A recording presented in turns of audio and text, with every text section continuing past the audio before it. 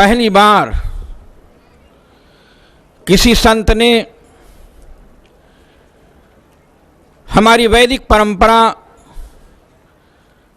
जो वैदिक काल से सदा से चली आ रही थी, मातृदेवो भव, पितृदेवो भव और आचार्य देवो भव, इसको केवल पढ़ा था, सुना था, लेकिन भारत की भूमि में जनमानस के सामने चरितार्थ करने का काम किसी ने किया तो उसका नाम आसाराम बापू है। मैं उन्हें धन्यवाद देता हूं। आज की इस चकाचौंध में विदेशी संस्कृति का प्रभाव हमारे देश में इतना ज़्यादा बढ़ने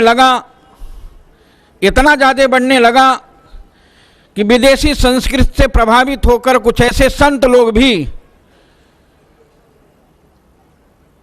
विदेशों में जाकर और इस देश में आकर जिस ढंग से ईसाइयों के बीच और जिस ढंग से आतंकवादियों के बीच, माओवादियों के बीच और नक्सलाइट के बीच इन सब की भावनाओं को बिना देखे, बिना समझे और बिना सोचे समाज के लोगों के बीच जो वातावरण प्रस्तुत करना चाहिए था, उस वातावरण को लोगों ने प्रस्तुत नहीं किया। लेकिन आज आसाराम बापू ने न कह के दिखाया बल्कि कर करके इसको चरितार्थ दिखा दिया है और देश की मीडिया को हमारे देश के सरकार के कुछ तथाकथित लोगों ने खरीद लिया है।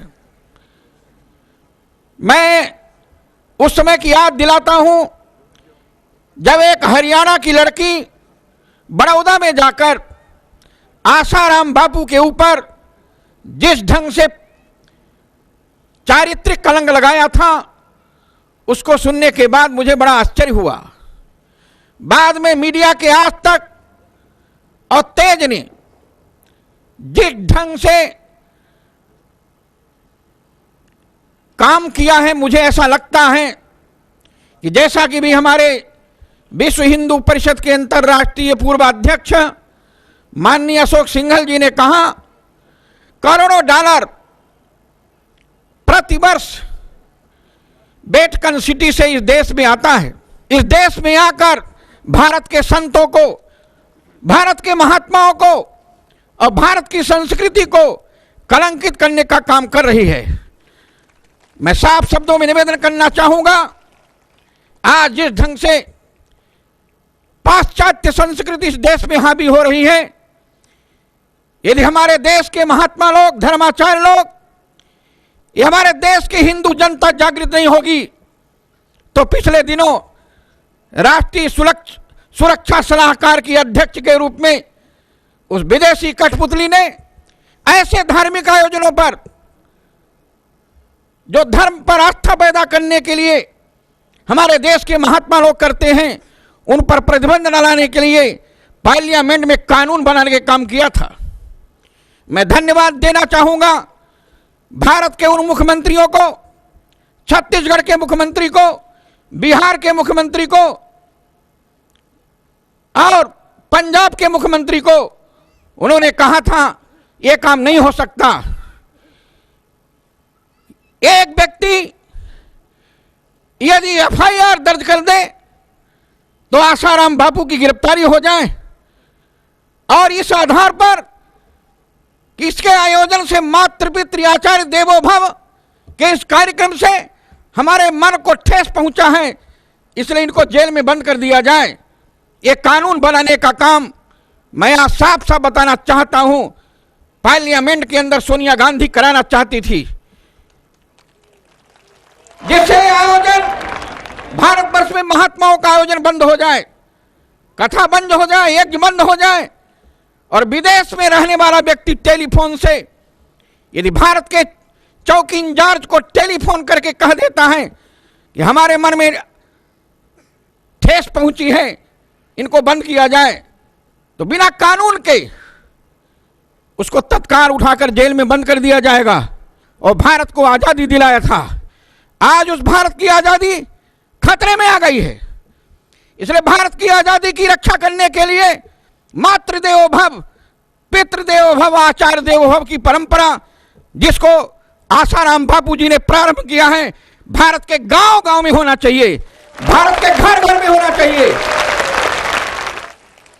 घर का बालक जब प्रातःकाल स्कूल जाएगा तो पहले माता पिता की पूजा करेगा। घर का बालक जब विद्यालय में जाएगा तो आचार्य की स्तुति करेगा। मैं याद दिलाना चाहता हूं, एक बार दिल्ली की पार्लियामेंट में केवल सरस्वती पूजन का, सरस्वती माता का पाठ पढ़ाने का काम, गणेश पूजन का काम करने का एक आदेश पारित हुआ था, तो हमारे पार्लियामेंट के अंदर बैठने वाले लोगों ने कहा था ये तो भगवा की ओर जा रहे हैं, भगवा शिक्षा पद्धति बनाना चाहते हैं, सेकुलर राष्ट्र में सेकुलर शिक्षा पद्धति चाहिए। सरस्वती माता और गणेश का पूजन, इसको भगवा पद्धति बनाकर और सारे देश में बंद कर दिया गया।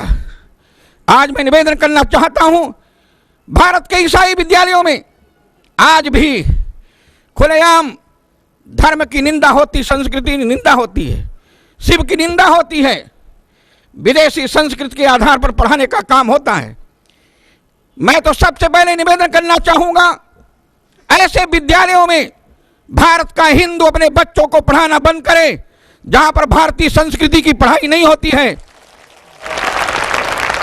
और भारतीय शिक्षा पद्धति के अनुसार भारतीय संस्कृति के पढ़ाने का काम जब हमारे भारत का साधु कोई करता है तो उसके ऊपर बालकों का मर्डर का केस चलाकर जेल में बंद करने का काम देश की सरकार करती है।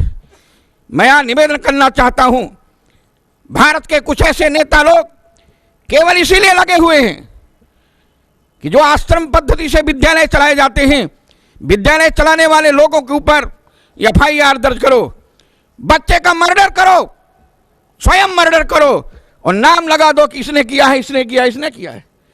क्या आचार्य चाणक्य नहीं पढ़ाते थे?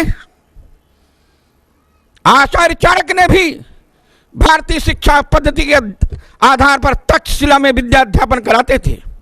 यदि आसाराम बापू ने भारतीय शिक्षा पद्धति को अपनाने के लिए आचार्य चाणक्य के पद चिन्हों पर चलने का काम किया तो उनके ऊपर मर्डर का केस क्यों चलाया गया?